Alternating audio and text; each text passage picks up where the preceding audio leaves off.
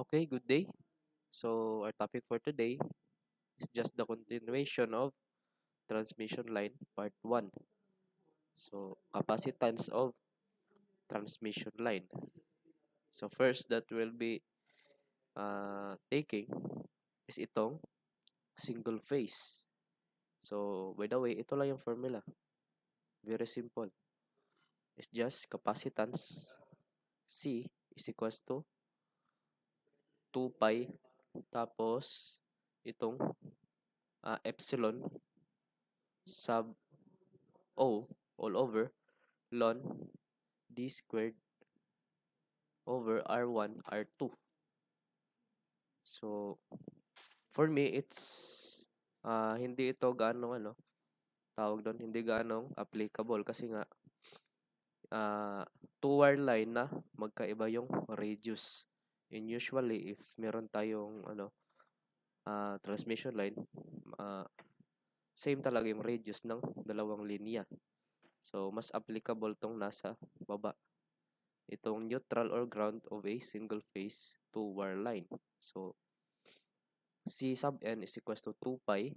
Tapos, itong permittivity niya all over ln D, which is distance between conductors all over R. So, meron tayong note dito pala na capacitance to neutral or ground is twice the line-to-line capacitance. So, merong derivation yan. So, if gusto mong kunin yung capacitance ng isang linya lang, ito lang yon, half lang siya. Silbi mawala lang yung 2 na coefficient dito sa may numerator. And the equation that we can relate is 2Cl equals to Cn. So take note na ang epsilon sub 0 is just the absolute permittivity. So ano yung value? 8.85 times 10 raised to negative 12 farad per meter. Or meron yung katabi na epsilon sub r wherein ito yung medium's permittivity. So dinidisregard lang natin siya kasi nga yung value niyan for air, and usually yung transmission line nasa air naman, is equal lang siya sa 1 or approximately equal sa 1. So saan ba yun sa calculus, sir? So if para hindi ka na mag-memorize ng mga constant, yung 8.85 times 10 raised to negative 12, gawin mo, punta ka sa shift 7 tapos 32. And nandyan yung value ng absolute permittivity or permittivity of free space. Press equal, yan yon. Dito is mas siya, mas mas accurate siya, hindi siya naka-round off. So pwede yon pag mag-solve ka mamaya. Sinabi lang dito na yung actual radius R, yung fictitious radius, yung R prime na gagamitin natin, is equivalent lang doon sa actual radius ng conductor. So, ganun lang. Hindi ka nagagamit ng 0.7788 na parang factor niya in terms of inductance kasi nga capacitance yung hinahanap natin dito. For three-phase, ano naman for three-phase? Ganun din. Capacitance to neutral, ito, 2 pi E sub O, epsilon sub O, epsilon sub R, all over ln. So, since we're considering multiple conductors, nagmamatter na dito yung GMD tsaka GMR ng conductors natin. So, we cannot use those na yung may D tsaka R. For 2-wire lang yon. So, yung line-to-line na capacitance is just half. Diba? Tanggalin mo lang yung 2. Same case with dito sa asymmetrical. Yung symmetrical is ito. Symmetrical three-phase line. Ito asymmetrical. So, yung formula niya is the same lang yan. Derived na ito. Kindly watch the video of inductance of transmission line. yung GMD tsaka GMR, na-recap na natin doon kaya hindi na siya masyadong ano dito, parang big deal. So, capacitance to neutral is just ganito. Same case lang din. Mamaya doon na yung complicated. Dito lang tayo parang yung concern natin, yung area of concern is GMD tsaka GMR. The rest are direct substitution. So, since yung pala niya, yung unit niya nung capacitance of transmission line is farad per meter. So, if merong length na given, so parang ganito, parang ganyan, i-multiply mo lang yan by L para mag-cancel out yung meter. Tapos yung matira is farad. So, if reactance yung tinatanong, in reference to capacitance, so XC, tapos yung formula niya is 1 over 2 pi F frequency, yung F in hertz, tapos C. Ano yung C? Itong CN or CL. It depends sa problem kung anong hinahanap. So, C. Yan. Yan yung formula. Sige. Meron tayong example.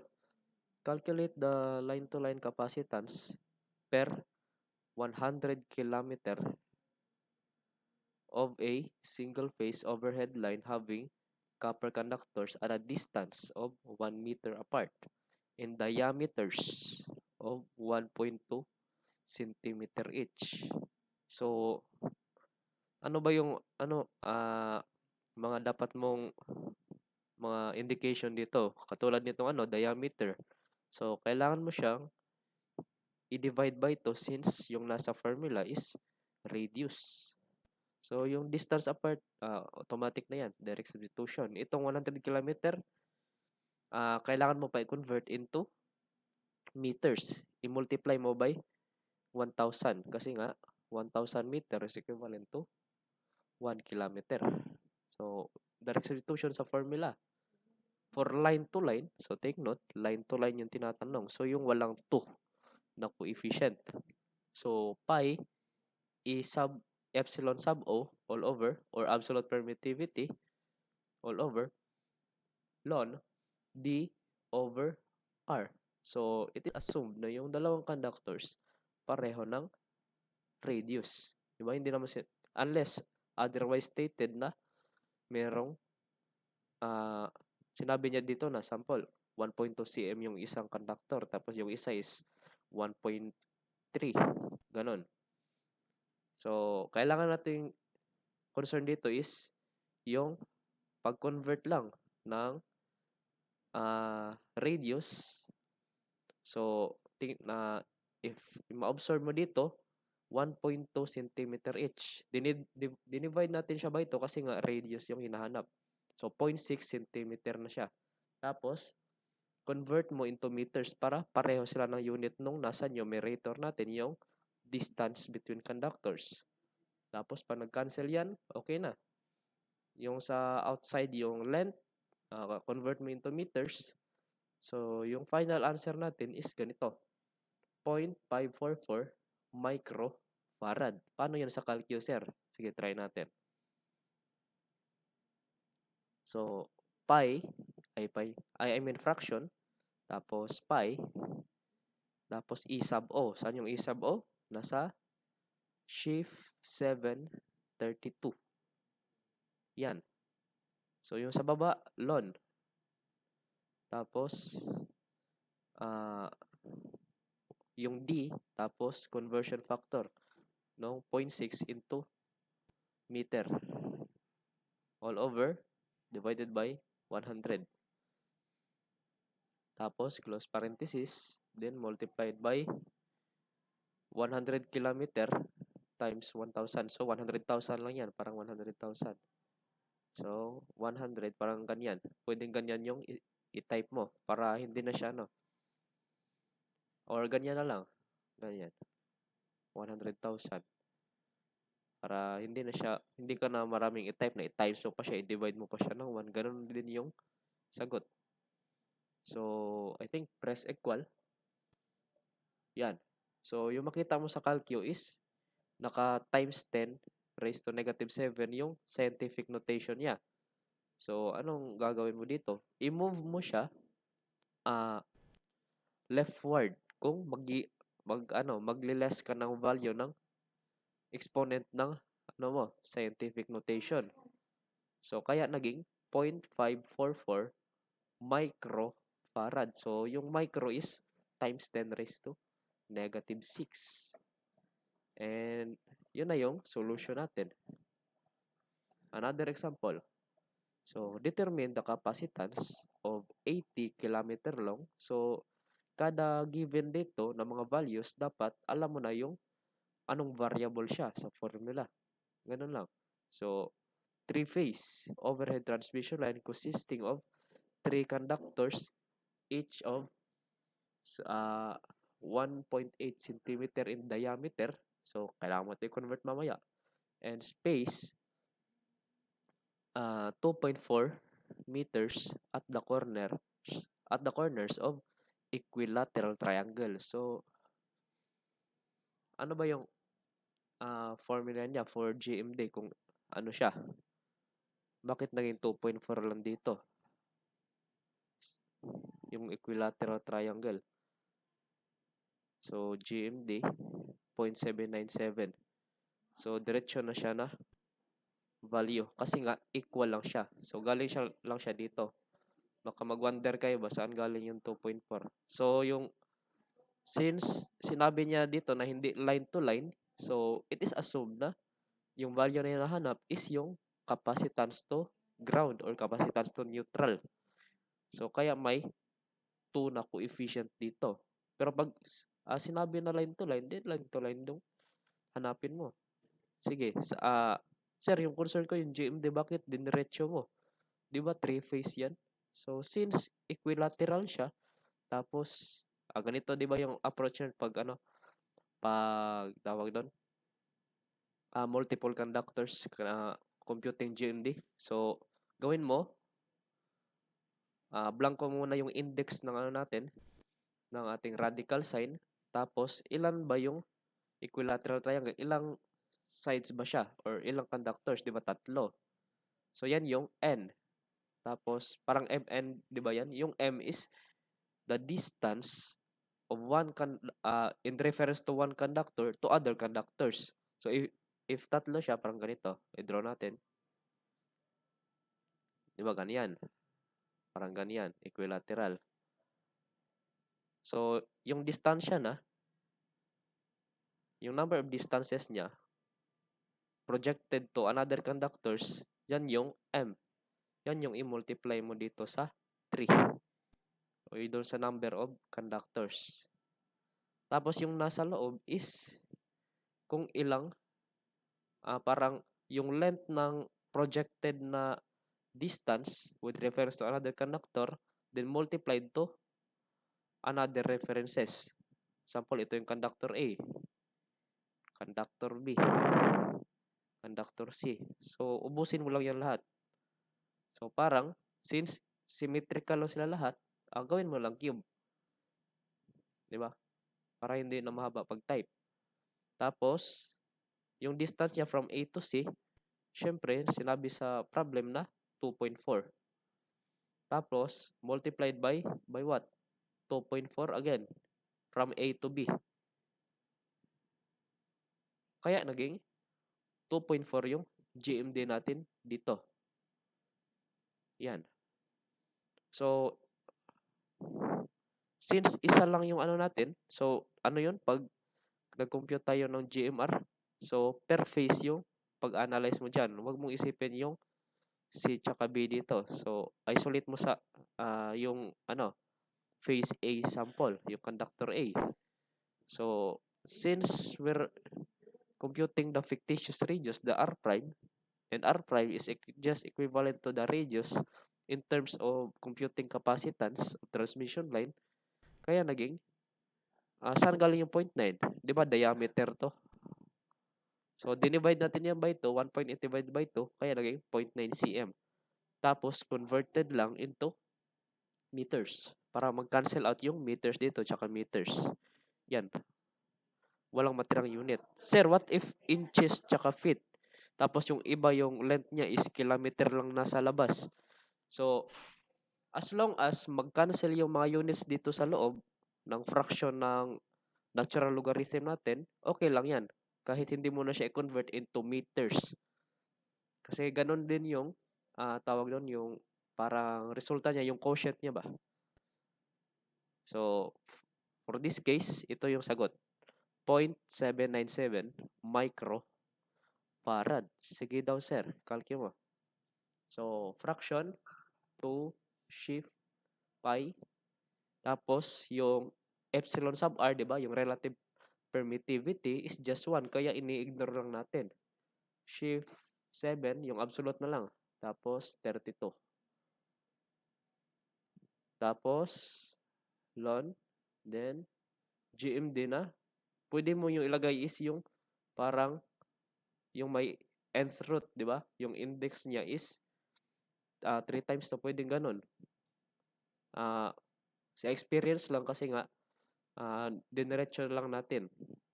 Pero if hindi ka sanay, magdiretso ng mga values, it is also safe na gawin mo yung kanina. Yung ito ba? Ay, nawala. Yung sinolve natin kanina for GMD. Tapos, 1.8, I mean, 0.9 pala. Dinivide na natin agad. Tapos, all over 100.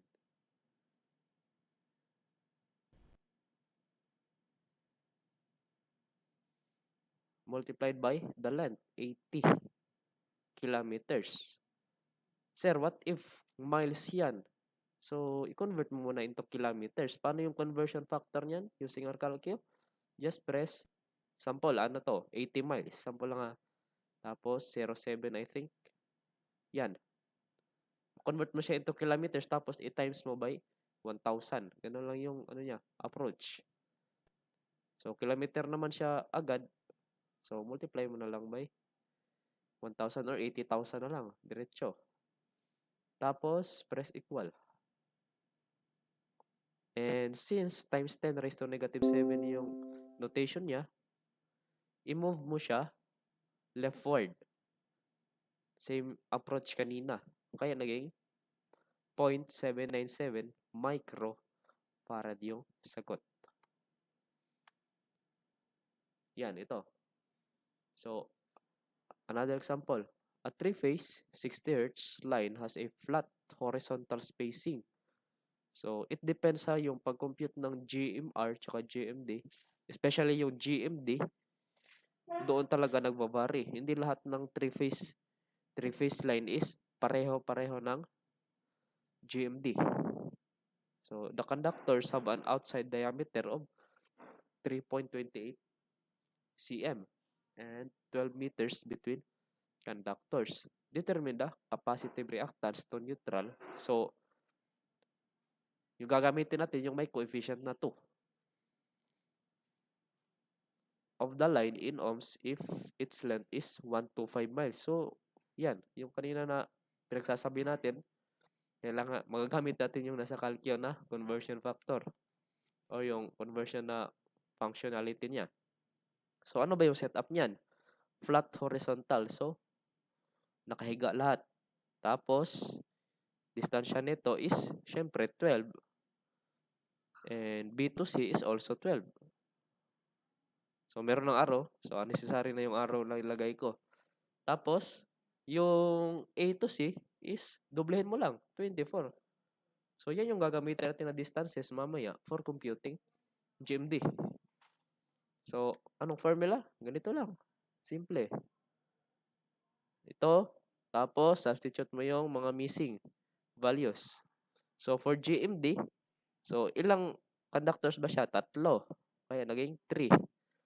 Tapos, ilan yung number of distances if i-project mo siya sa ibang conductor? Sample, yung reference mo na conductor is itong A.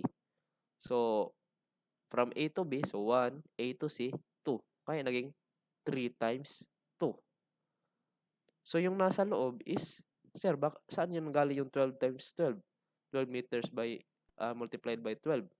So, ito yung distance niya projected from B to other conductors. So, B to A, 12 meters. Then, B to C, 12 meters. Sir, bakit naging squared yung 12 times 24? Since nga, symmetrical yung A to B, conductor A tsaka conductor C. Pareho lang silang na makreate na distance, di ba? From A to B is 12, then A to C is 24. And same case, C to B is 12, and C to A is 24. Kaya, naging squared na lang, squared na lang natin yung, tawag doon yung minultiply natin. So, all over by what? By GMR. So, if GMR yung analysis mo is per phase or per conductor, kaya naging, since equal lang siya sa tawag doon, equal lang siya sa radius, so we need to convert this. We need to be mindful na diameter yan. I-divide mo yan by 2, maging 1.68 cm all over 100 para maging meter siya. Mag-cancel yung mga units mamaya. Yung miles, if manual method yung gusto mo, equivalent lang yan sa 1.609 kilometers yung 1 mile. Tapos, multiply mo by 1,000 meters. So, yung matira na units dyan is just the meters. Kaya yung naging natin is farad, pinaka-unit. Since we're asking for capacitive reactance, so yung formula kanina for reactance is 1 over 2 pi Fc. Substitute lang natin yan mamaya. So, if i-calculate mo yan, gamitin natin yung calculate. So, instead na mag-convert tayo, gamitin natin yung Shift 807 para shortcut ba. So, try natin So, alam ba yung mas mabuti? So, dapat dalawa yung weapon mo. Alam mo yung conversion factor niya, memorize mo siya, and alam mo yung shortcut sa calcio. Alin yung mas magagamit mo? Siyempre, yung nasa calcio. Shift 732 for absolute permittivity. Tapos sa baba, wag mo nang i-multiply by 1. Mahaba na lang yan. Ganun pa rin eh. Tapos, fraction. Fraction of what? The GMD. So, parang ganyan lang yan. Parang cube root.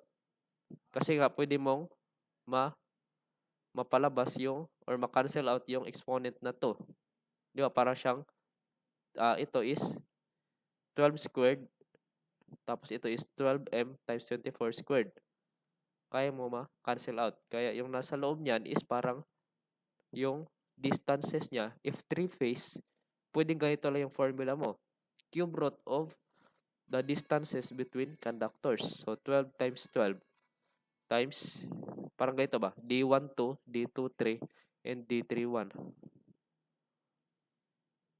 Yung sa baba is 1.64. All over, or divided by, ganyan. Pwede lang ganyan. Then, multiplied by 125 miles. Naka-miles yan So, kailangan natin ng conversion. Shift 807. So, miles into kilometers, then multiply mo by 1,000. Press equal. So, ito yung value niya. 1.639 micro, di ba? Microfarad. Then, 1 over 2 pi F.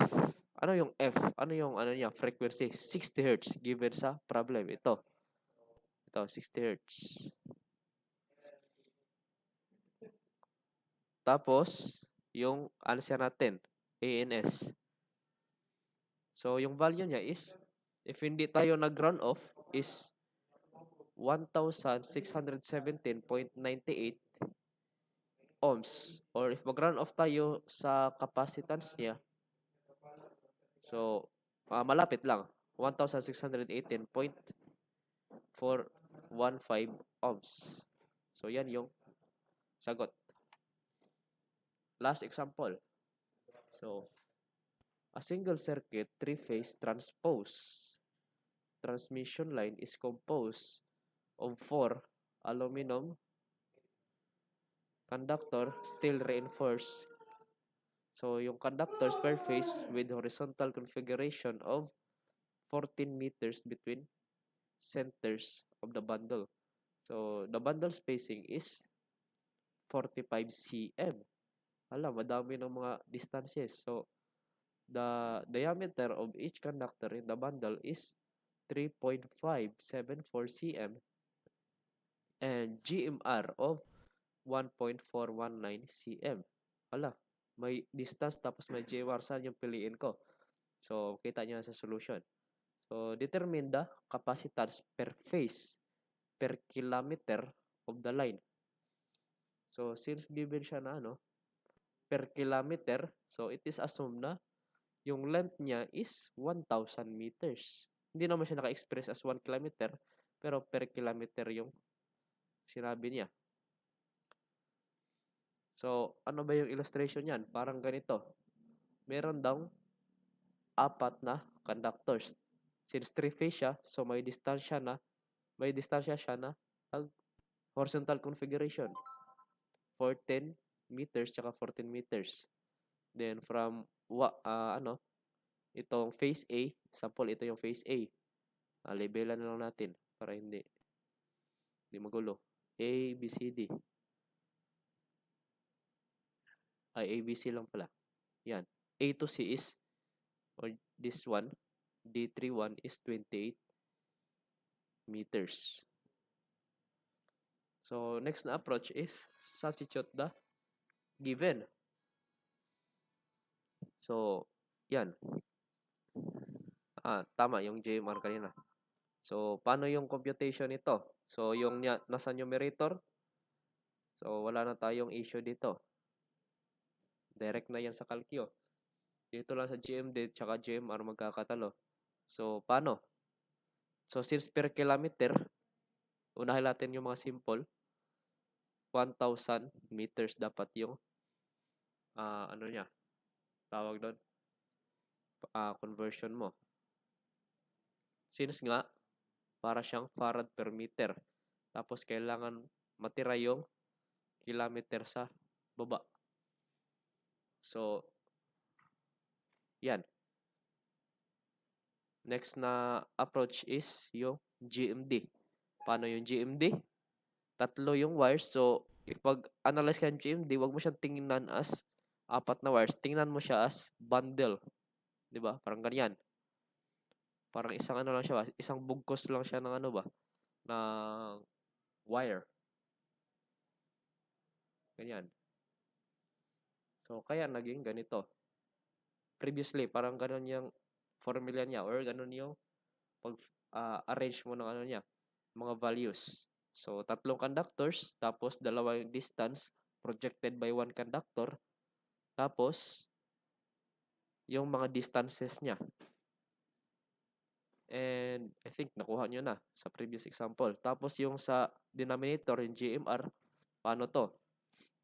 So, bakit naging 4 squared siya?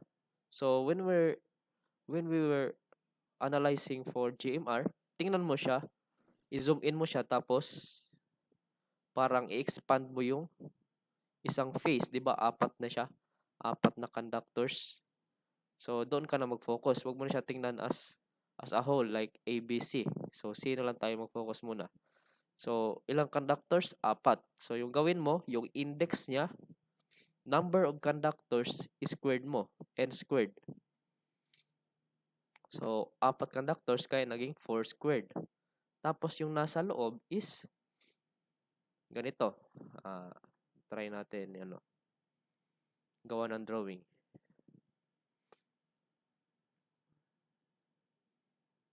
Ito, blue. So, 4 na conductors. Yan. So, let's assume na symmetrical yung arrangement niya. So, parang square. Yung distance niya or yung ma-project na shape niya from center to center of the conductors. So, yung nasa loob ay ito is what we called as, bakit in-over to by 2? Kasi nga, diameter. So, ano yung formula niyan? Parang naging, ito yung R. Di ba? Ito yung R. Since nga, meron siya tinatawag na self-inductance. Parang fictitious, fictitious radius. Hindi, mali yung self-inductance. Yung parang fictitious radius. Projected by itself. Yan yung R prime. Di ba? R prime. And the other distances created or projected is, sample ito. Project mo dito. So, since sinabi dito sa problem na 45 cm, i-convert lang natin yan into meters para hindi na magulo. So, i-over mo lang yan by 100 na value. Kaya naging 0.45 dito. Ito ba? 0.45 lang yan. And, sample, ito yung conductor 1, 2, 3, tsaka 4. Parang ganyan. So, distance from itself, yung conductor 1 from itself, ito yung R prime. So, yung radius lang niya. Kaya dinivide natin by 2. Then, distance from 1 to 3, yan yung 0.45. And from 1 to 2, yan yung 0.45 again. Pero yung 1 to 4 na projection mo, hindi yan 0.45. Iba yan. So, yung gagamitin mo is Pythagorean theorem. Parang 0.45 squared ay square root of ganito. Calculate natin. Di ba para siyang right triangle? So, ito yung adjacent side. And ito yung opposite side. So, yung mga both sides niya is pareho ng value. So, lagay mo lang 0.45 squared. So, right triangle yung naporma niya. Tapos, plus mo sa 0.45 squared again.